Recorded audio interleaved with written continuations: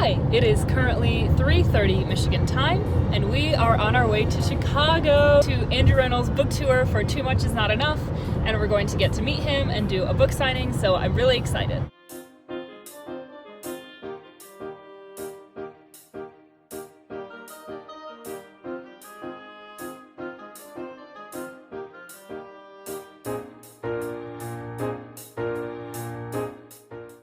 Okay, it is 5 o'clock Chicago time.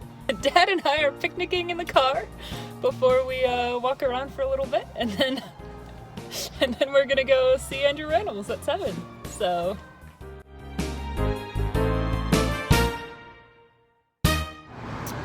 we stopped at Starbucks to get a drink, and now we're headed to the concert hall to see Andrew Rannells.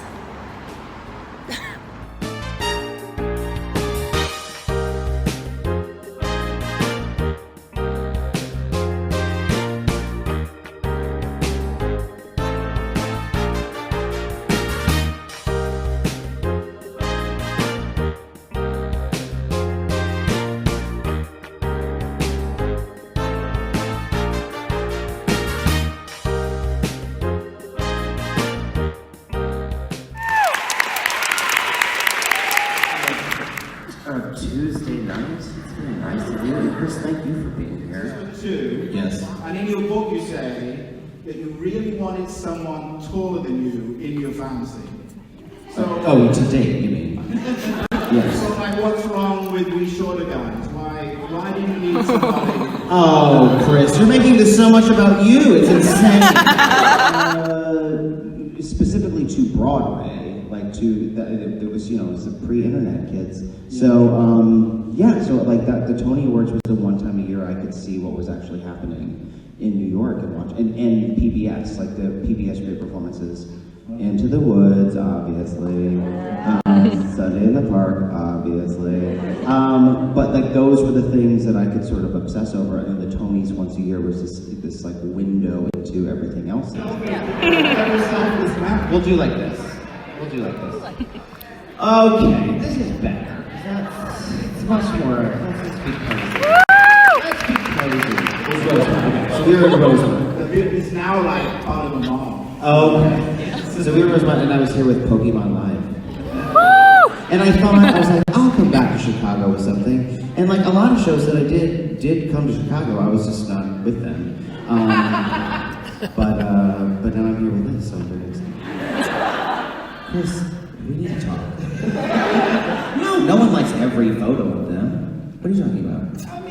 I mean, do you enjoy being in the glare of social media? As in, No, not in social media. No. I don't, because social media takes things out of they take things out of context.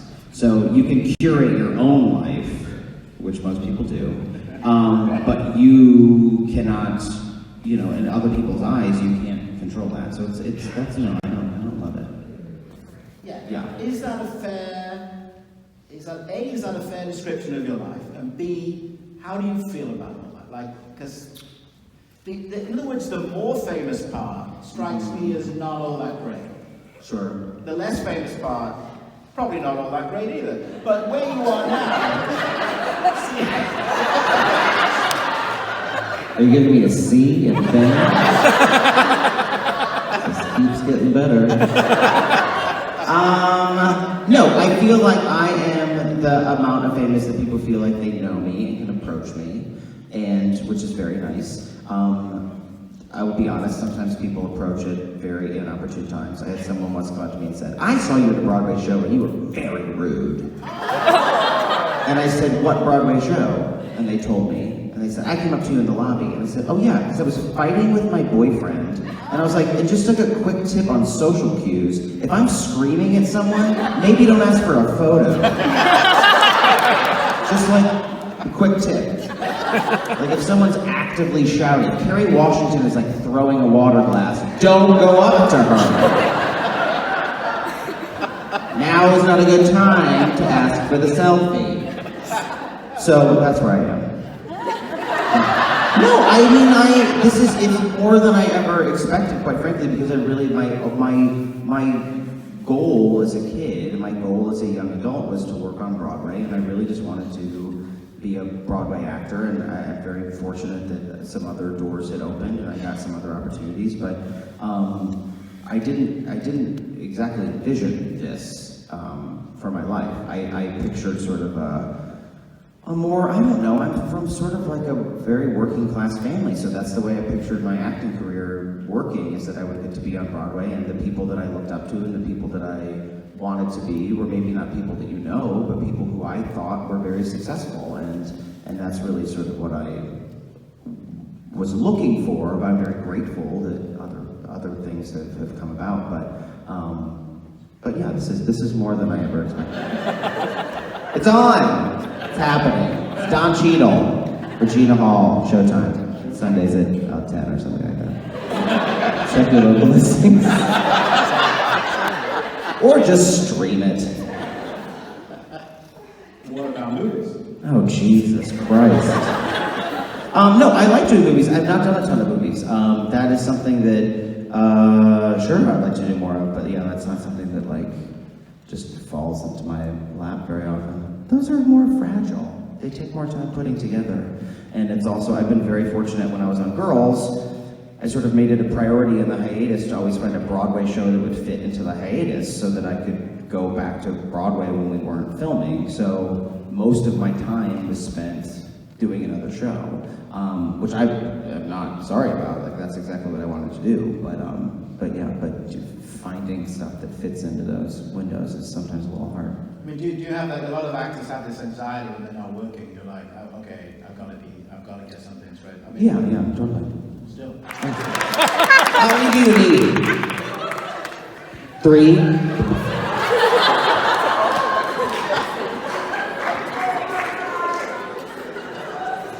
Booking man turns into drug dispensing. Well, I don't want her to be in pain.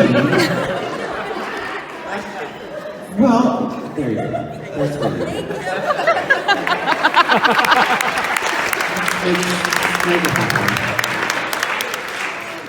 I had done a lot of voiceovers at that point, and I was still only 23 when I started that job, but it was a very unique challenge to just to direct, like, just the voice. And we were also trying to, like, sync up, it's called flap, when you're, like, dubbing something, so, like, the little mouth is already moving and you have to try to, like, fit the line into the, it's so boring. But that was my job for, like, 2.5 years, was like, that's what I did. Yeah, Sunday in the parks.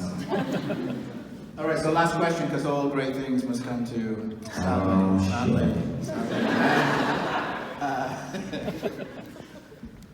why did you choose to end the book after your Broadway debut in Hairspray? Was there a reason you chose not to include the book Above and Beyond? And then we have the savvy, we know it's a savvy questioner, because the questioner, Marie, says, do you plan to write more?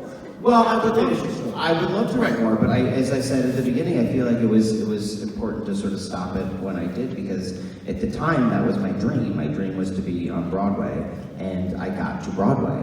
So it was all of those years leading up to that. Now the next sort of phase of my life brought on some different opportunities, but at that point, like, that was the thing that I wanted to do.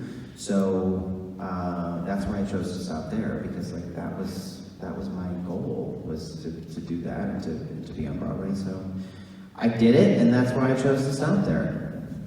And you're going to write another book? I would love to write another book. We'll see how it goes. But I will just say, like, in closing, like, all of those, as I said, all of those things that may not be the ultimate dream, but that still sort of, like, fill you up and give you hope and bring you happiness. Like, don't not celebrate those things, because that's what keeps you going, and that's what keeps you on the right path. So I feel like those are all wins to celebrate. So even if you're not exactly where you think you want to be, or exactly where you have dreamt you were going to go, you're on your way.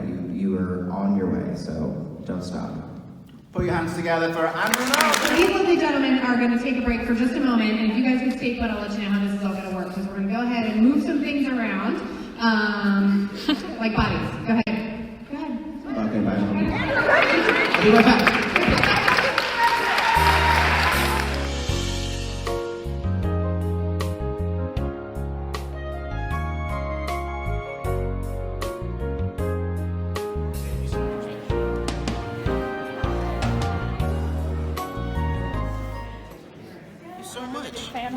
get up here and be nervous and not say anything I wanted to. Oh, So, my, send well, the letter. thank you. And then I think Oh, sure, this way? oh, he's Yeah, I'm for just- my Oh, okay. vlog. Here, I'm sorry. Well, thank you so much for coming. And we are out. I can't believe I just got to meet Andrew Rannells and he signed my book and I got to talk to him and he answered my question. So I'm so excited and I'm so thankful that I got this opportunity to see him.